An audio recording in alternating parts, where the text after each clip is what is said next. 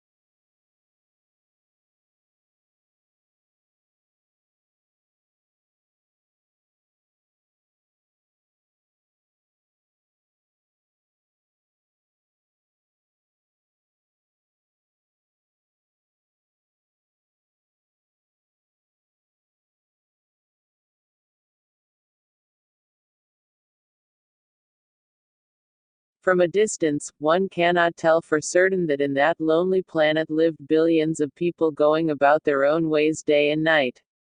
If there are authorities who fit the role of describing the Earth and space, no other groups of people can best fit that role other than the astronauts who for at least once or for a few times were able to catch a glimpse of our planet.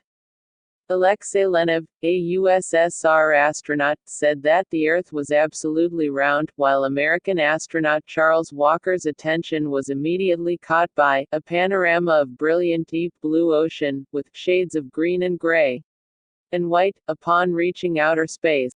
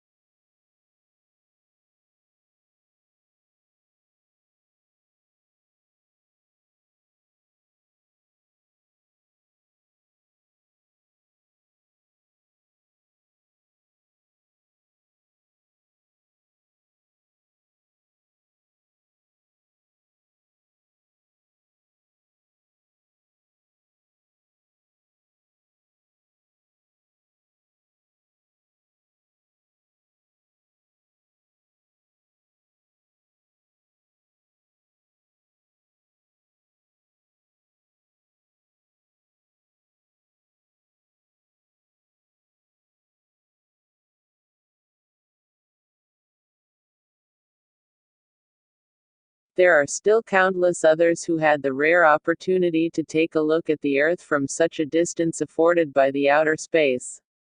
In general, it can be said that the astronauts took much notice of the more general features of the Earth, focusing on the Earth as a whole and not in terms of the multitude of land and water varieties that comprise it on closer inspection.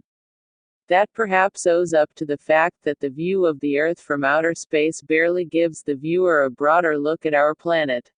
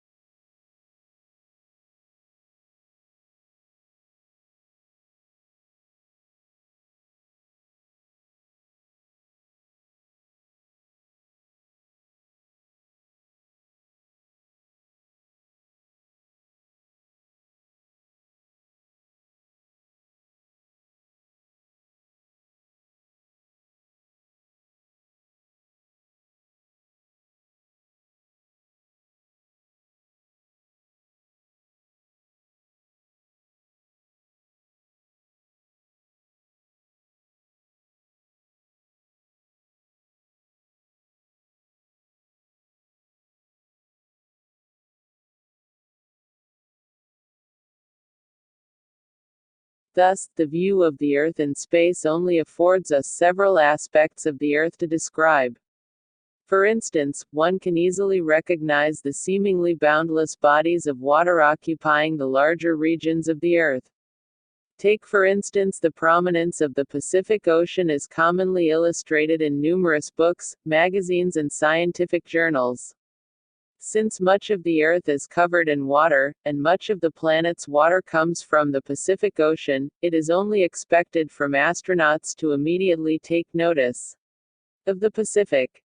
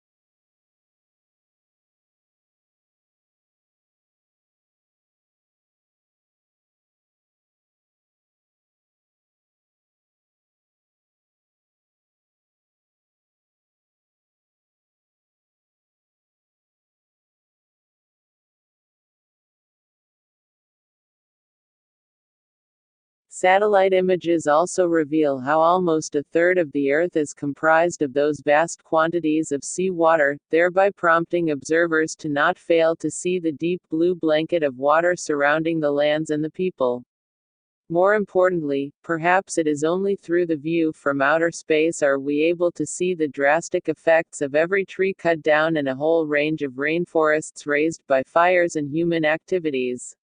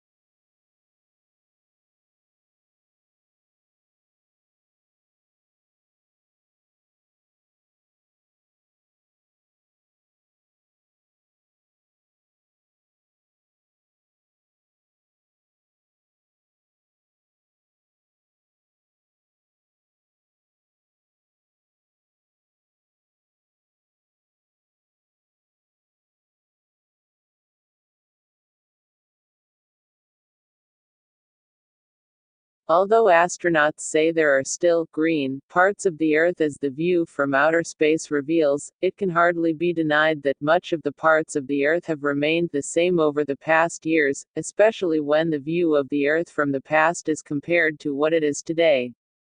Indeed, the chance to view the Earth from outer space as the chance of a lifetime is only a very few selected number of individuals are given that rare moment.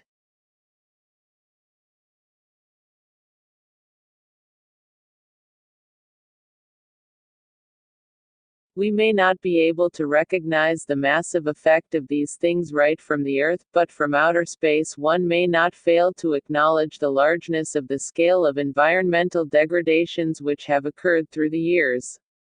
It is only from that view from the outer space that we are able to see as well the vastness of the deserts that may soon become, of the forests destroyed from cutting trees for daily human consumption.